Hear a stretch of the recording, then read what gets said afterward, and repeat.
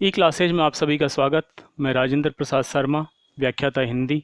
आज हम कक्षा 9वीं प्रकरण गद्य भाग पाठ 2 लाहाशा की और लेखक राहुल सांकृतियायन।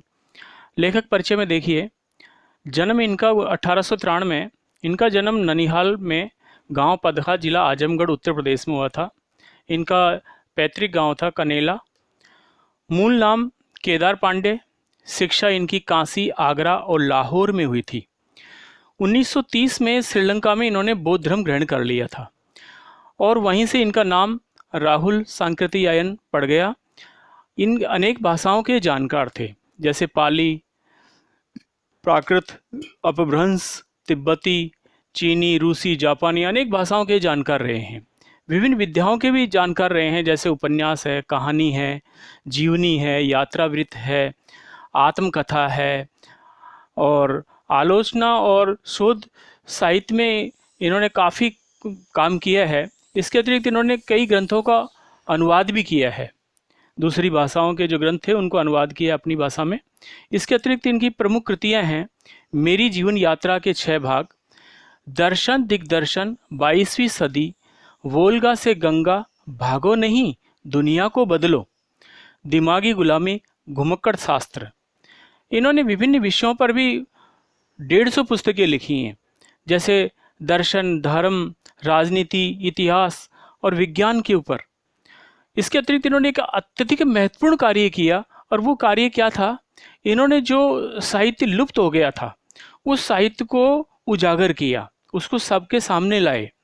इसके अतिरिक्त घुमक्कड़ जीवन का उद्देश्य देखिए, ये घुमक्कड़ थे, घूमने फिरने की इनकी बहुत ज़्यादा इच्छाएं रहती थी और उसके आधार पर ये यात्रा करते थे। इन्होंने यात्राओं के जो लाभ थे उनको इतने विस्तृत समझाया हमें कि इन्होंने अपने घुमक्कड़ जीवन का उद्देश्य यात्रा करना बता दिया कि भाई मेरे घुमक्कड़ जीवन का उद्देश्य यात्रा है, क्योंकि यात्रा के बहुत सारे लाभ हैं, जैसे मनोरंजन होना, अज्ञात स्थलों के बारे में पता चलना। इसके अतिरिक्त क्या है कि साहित्य का आदान प्रदान होना। भाई बहुत से शब्द हम छोड़ेंगे वहाँ पर यात्रा के दौरान और बहुत से शब्दों को ग्रहण करेंगे। इसके अतिरिक्त क्या है कि वहाँ की जो जनजीवन की जो सुंदर झांकी है उसको इन्होंने अपने साहित्य में प्रस्तुत किया है। अब हम इसके पाठ परिचय में देखते हैं। ये इनकी प्रथम तिब्बत यात्रा थी 1929-30 के अंदर, जब भारतीयों के लिए तिब्बत यात्रा करना निषेध था। इसलिए ये नेपाल के रास्ते से ये तिब्बत गए और छद्म भेष में गए, भिखारी के भेष में गए।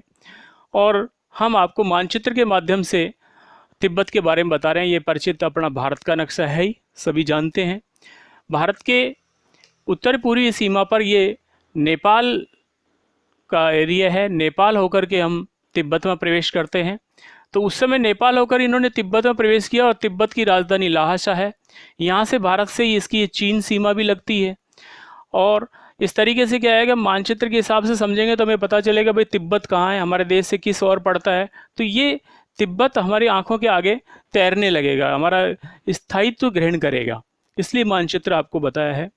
और इसी यात्रा के अंदर लेखक किस प्रकार से, किन रास्तों में होकर के तिब्बत की यात्रा की, कैसी कठिनाइयाँ रास्ते के अंदर आई, और वहाँ के लोग कैसे थे, वहाँ का सामाजिक जीवन कैसा था, वहाँ के धर्म दर्शन कैसा था, वहाँ की जाति प्रथा कैसी, क्या, ये बहुत सारी चीज़ों के बारे में जानकारी मिलती है। भौगोलिक परिस्थितियों के बारे में जानकारी मिलती है। बहुत सारे समाज की जो बारीक से बारीक जो जानकारी है वो हासिल हुई है। तो ये हम पाठ के आगे जब हम पाठ का विस्तार करेंगे तो उसके अंदर ये सारी चीज़ें समझने को हमें मिलेगी। तो आज की वीडियो में हम इतना ही पर्याप्त समझेंगे कि आप इस पाठ के लेखक परिचय और पाठ परिचय के बारे में समझें और ठीक से